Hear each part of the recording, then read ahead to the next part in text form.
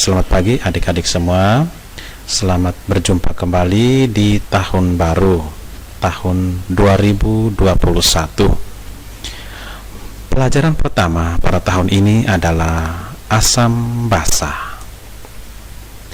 Setelah Anda mempelajari materi asam basa, diharapkan Anda mampu yang pertama menjelaskan pengertian asam basa menurut Arrhenius.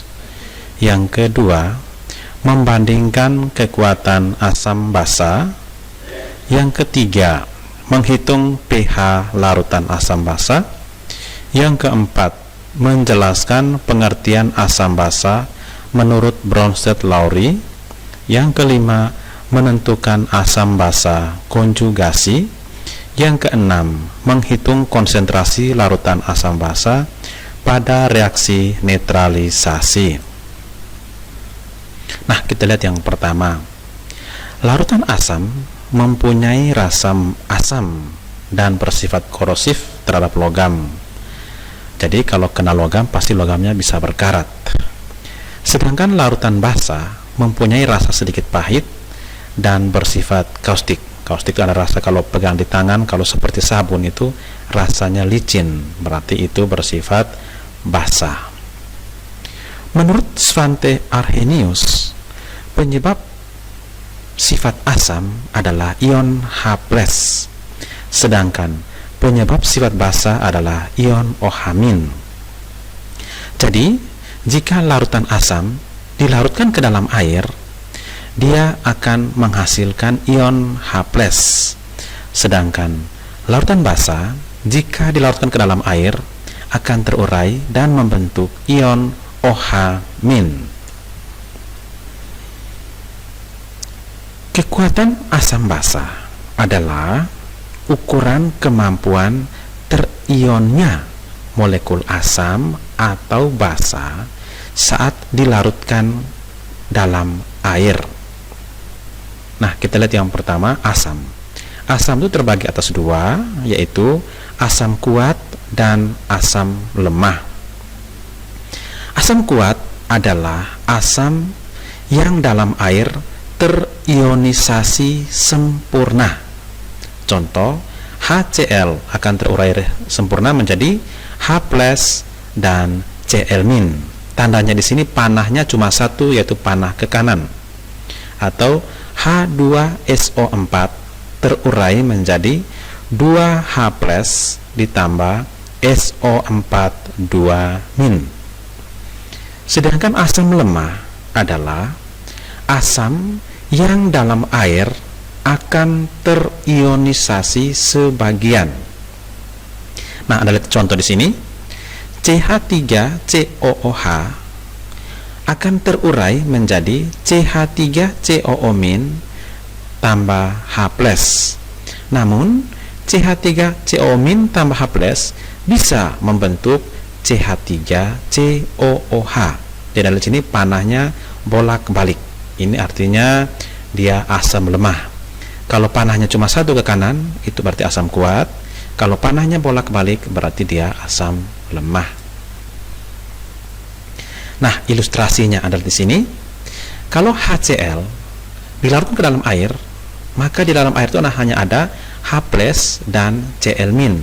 HCl sudah tidak ada lagi karena semuanya sudah terionisasi menjadi H+ dan Cl-. Cirinya, reaksinya berkesudahan. Reaksinya berkesudahan. Jadi panahnya satu arah ke kanan. Kemudian yang kedua, memiliki derajat ionisasi sama dengan 1.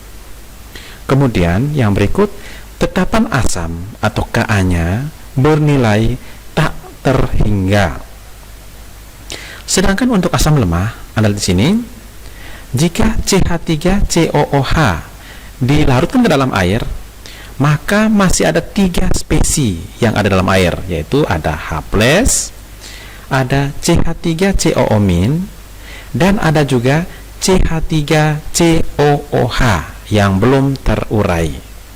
Cirinya, reaksinya bolak-balik, memiliki nilai alfa antara 0 sampai 1. Jadi tidak sampai 0 dan tidak sampai 1. Jadi dia antara 0 dan 1. Kemudian memiliki tetapan asam dengan nilai tertentu. Itu berarti dia asam lemah. Macam-macam asam. Kalau asam kuat, contohnya ini adalah HNO3, H2SO4, HCl, HBr, HI atau asam pada golongan 7A. Sedangkan asam lemah adalah selain asam-asam yang ada di samping, berarti selain yang asam kuat ini. Itu berarti dia termasuk asam lemah. Basa terbagi atas basa kuat dan basa lemah.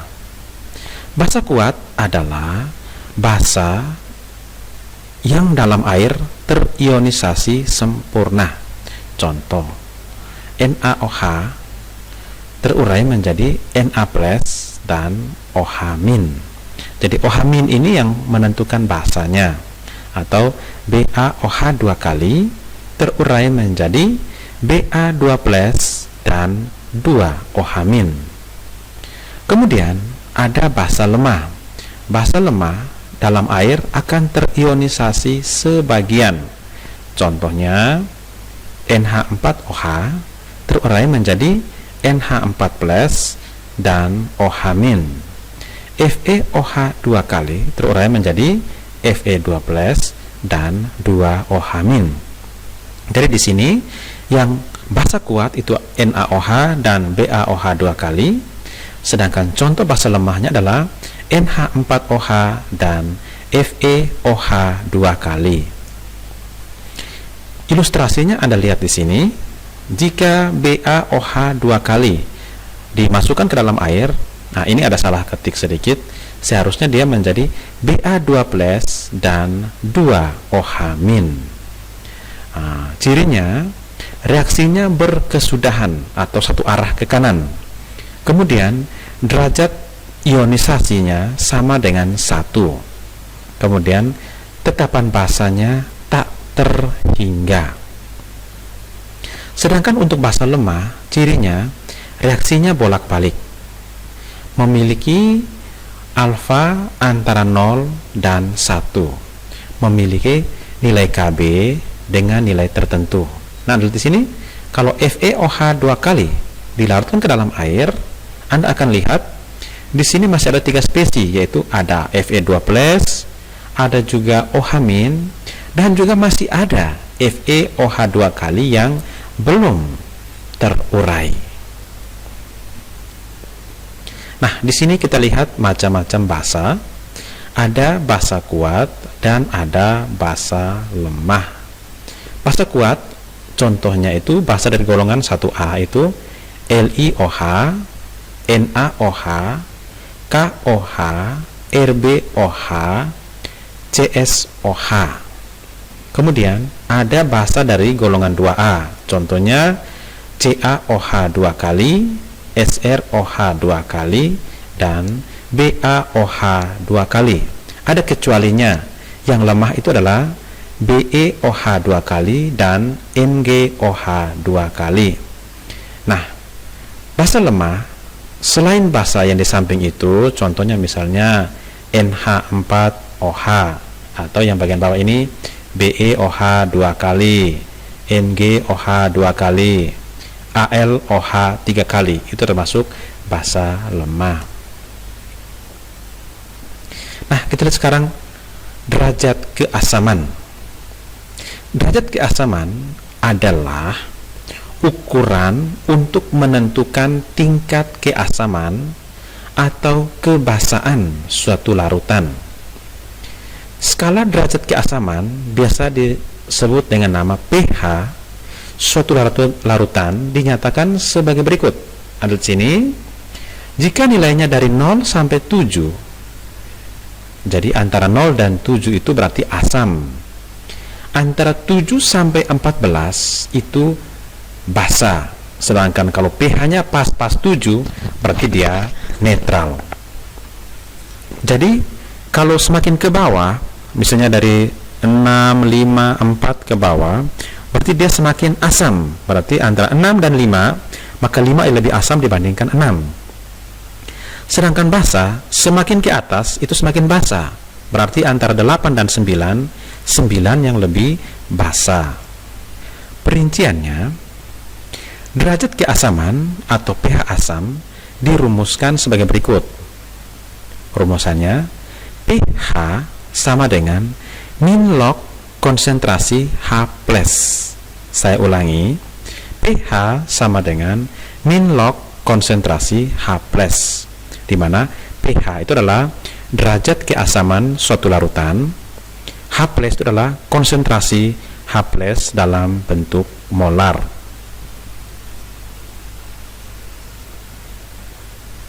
Sedangkan pOH itu sama dengan min log konsentrasi OH min. Jadi pOH itu adalah derajat kebasaan suatu larutan, sedangkan ini dibacanya konsentrasi OH min adalah konsentrasi molar OH min dalam larutan. Hubungan antara pH dan pOH adalah di sini. pOH sama dengan 14 kurang pH, atau pH sama dengan 14 kurang pOH. Nah, kita lihat yang berikut, pH untuk asam kuat dan basa kuat. Untuk asam kuat, konsentrasi H+ itu sama dengan N ini adalah jumlah H+ dikali molaritas asam. Jadi N itu adalah valensi asam atau jumlahnya H+, MAS itu adalah konsentrasi atau molaritas asam. Untuk basa kuat, itu konsentrasi OH- itu adalah N kali BS, MBS. Jadi N itu adalah valensi basa atau jumlah ion OH-, BS itu adalah konsentrasi atau molaritas basa. Nah, kalau untuk asam lemah, ada beberapa cara untuk menentukan ion H+-nya. Jika diketahui alfa atau derajat ionisasi, maka Anda cari konsentrasi H+ sama dengan alfa kali molaritas asam. Tapi jika diketahui Ka, maka konsentrasi H+ sama dengan akar dari Ka kali molaritas asam. Nah, Anda lihat di sini hubungan antara Ka dengan alfa adalah di sini. Untuk asam lemah, kita pakai rumus yang pertama dan rumus yang kedua. Alfa kali molaritas asam itu sama dengan akar dari Ka kali Ma. Nah, dari kedua rumus ini kita bisa uraikan menjadi Ka sama dengan alfa kuadrat kali molaritas asam, atau alfa sama dengan akar dari Ka per molaritas asam. Nah, dengan cara yang sama untuk basa, rumusnya sama. Konsentrasi OH- adalah ini beta kali molaritas basa jika diketahui betanya. Kemudian jika diketahui Kb, maka konsentrasi OH- adalah akar dari Kb kali Mb. Sama seperti tadi di asam lemah, rumusnya sama, hanya diganti. Kalau tadi Ka, nah di sini adalah Kb. Kalau di sebelah tadi H+, maka di sini OH-. Nah, sekarang kita lihat contoh. Ini contoh menentukan ion H+ untuk asam lemah dan asam kuat. Tentukan konsentrasi ion H+ dalam masing-masing larutan berikut. Yang pertama, H2SO4 0,02 molar. Ini adalah asam kuat. Yang kedua, HNO3 0,1 molar. Kalau tidak diberitahukan Ka atau Kb atau alfa, berarti dia itu adalah asam kuat. Yang C, CH3COOH 0,5 molar jika derajat ionisasinya 1%. berarti alfanya 1%. Nomor D, H2SO3 0,001 molar jika Ka sama dengan 1 kali 10 pangkat min 5. Nah, ada di sini H2SO4 dan HNO3 merupakan asam kuat, sedangkan CH3COOH dan H2SO3 termasuk asam lemah. Berarti kita menggunakan rumus yang berbeda untuk asam kuat dan asam lemah. Dari rumusan di atas tadi, Anda lihat H2SO4 terurai menjadi 2H+ ditambah SO4 2-. Nah, di sini Anda lihat H+-nya ada 2. Berarti kita ganti H+ sama dengan X kali konsentrasi asam. Berarti X-nya diganti dengan 2. Jadi 2 dikali 0,02. Karena 0,02 adalah molaritas asam. Jadi 2 dikali 0,02 adalah 0,04 molar. Bagian B ada di sini HNO3. Di sini H-nya ada 1, terurai menjadi H+ tambah NO3-. Nah, di sini X-nya sama dengan 1 karena H-nya adalah 1. Berarti konsentrasi H+ adalah 1 dikali 0,1. Nah, ini ada salah ketik. Seharusnya 1 dikali 0,1 adalah 0,1 molar. Kemudian yang berikut, kita lihat tadi untuk CH3COH dan H2SO3 adalah asam lemah. Nah, yang pertama diketahui tadi adalah alfa. Alfa 1% itu adalah 1/100 bisa diubah menjadi 0,01. Dengan demikian, karena tadi konsentrasi asamnya 0,05, maka 0,05 dikali 0,01 menjadi 0,0005 molar. Itu jika diketahui alfanya. Sedangkan yang kedua, jika diketahui Ka-nya, kita pakai rumus yang kedua, yaitu konsentrasi H+ adalah akar dari Ka kali konsentrasi asam. Berarti akar dari 10 pangkat min 5 dikali 0,001 sama dengan akar dari 10 pangkat min 8. Kalau akar berarti pangkatnya dibagi 2 menjadi 10 pangkat min 8 bagi 2 adalah 10 pangkat min 4. Berarti konsentrasi H+ adalah 10 pangkat min 4 molar. Contoh yang kedua, tentukan konsentrasi ion OH- masing-masing larutan berikut. Yang pertama, CaOH 2 kali 0,02 molar. Yang B, KOH 0,04 molar. Yang C, AlOH 3 kali 0,1 molar jika Kb sama dengan 2,5 dikali 10 pangkat min 6. Yang D, NH4OH 0,01 molar jika terion sebanyak 5%. Nah, Anda lihat soal untuk A dan B tidak ada alfa maupun Kb, berarti dia termasuk basa kuat. Nah, kita gunakan rumus basa kuat yang tadi sudah saya jelaskan di atas. Ada di sini CaOH 2 kali akan terurai menjadi Ca2+ tambah 2OH-.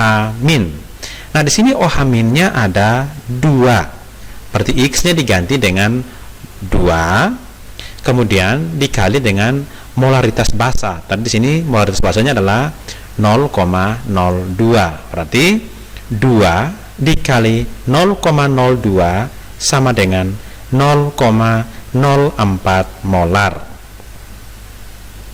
Kemudian kita lihat soal nomor B. Itu juga masih termasuk basa kuat. KOH terurai menjadi K+ dan OH-. Di sini OH-nya cuma ada 1.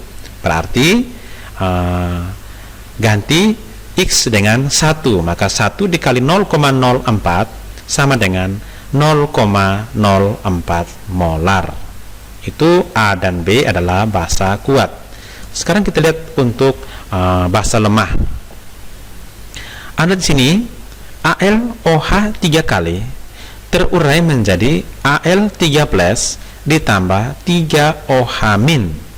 Namun di sini karena dia basa lemah, kita tidak bisa menggunakan X sama dengan 3, tapi kita langsung menggunakan nilai dari Kb yang diberikan, sehingga menjadi konsentrasi OH- sama dengan akar dari Kb dikali dengan molaritas basa.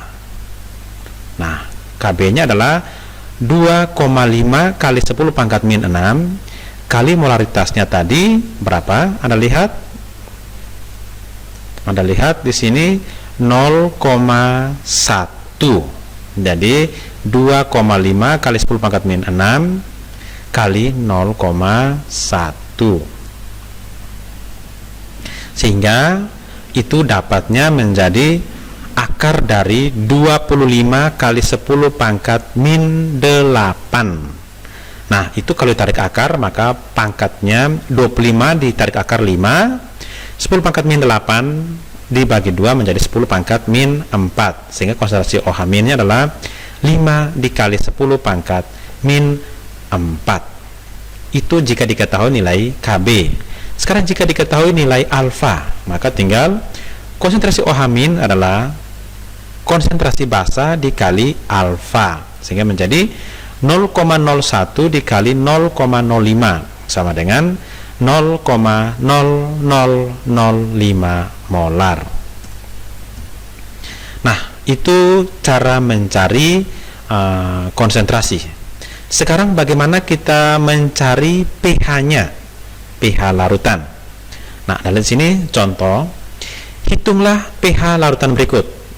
A, H2SO4 0,04 molar, B, CH3COOH 0,1 molar dengan Ka 10 pangkat min 5, berarti dia basa lemah. Kemudian C, CaOH 2 kali 0,3 molar, D, NH4OH 0,1 molar, Kb sama dengan 10 pangkat min 5, berarti ini adalah basa lemah.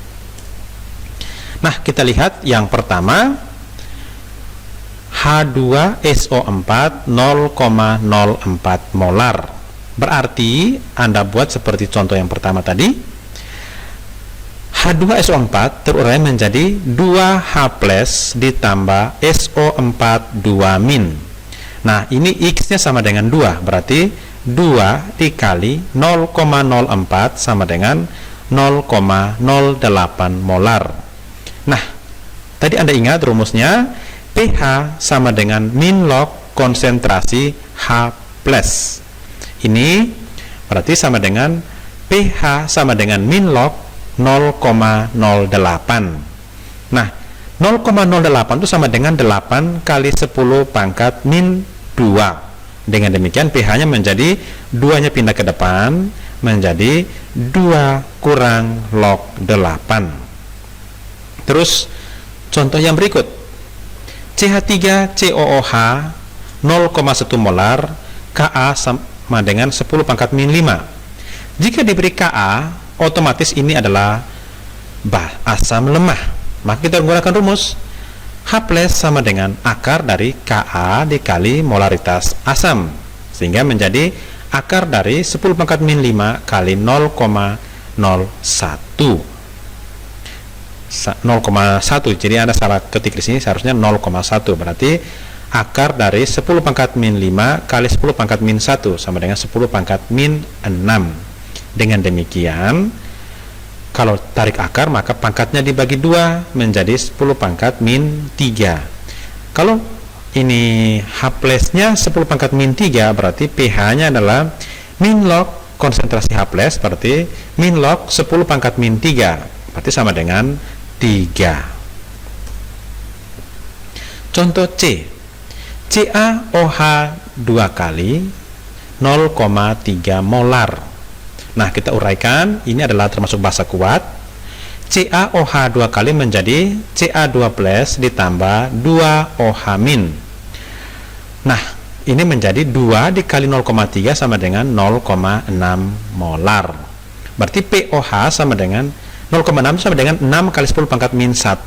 Berarti POH sama dengan min log konsentrasi OH min menjadi min log 6 kali 10 pangkat min 1, itu nilainya menjadi 1 dikurang log 6. Nah, tadi Anda ingat rumusan tadi, pH sama dengan 14 kurang POH. Berarti 14 kurang 1 kurang log 6. Ini kurang 14 kurang 1, 13. 14 kurang log 6 berarti tambah. Jadi ini menjadi 13 ditambah log 6. Nah, ada di sini yang berikut, NH4OH 0,1 molar, KB-nya 1 kali 10 pangkat min 5. Kalau diberi KB berarti dia adalah basa lemah. Nah, Anda gunakan rumus konsentrasi OH min sama dengan akar KB kali molaritas basa. Berarti akar dari 1 kali 10 pangkat min 5 dikali 0,1.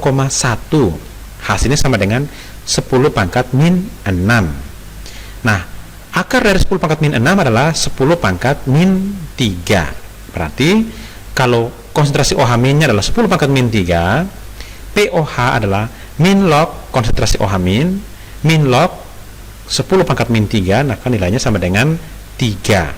Otomatis pH sama dengan 14 kurang POH. Berarti 14 kurang 3 itu sama dengan 11. Jadi itu sedikit tentang cara menentukan konsentrasi H+ dan cara menentukan pH dan POH. Nah, sekarang kita lanjutkan teori asam basa menurut Bronsted dan Lowry. Menurut Bronsted dan Lowry, asam adalah spesies yang memberi proton, sedangkan basa adalah spesies yang menerima proton pada suatu reaksi pemindahan proton. Jadi Anda ingat, kalau asam itu pemberi proton atau donor proton, dan basa itu adalah akseptor proton atau penerima proton.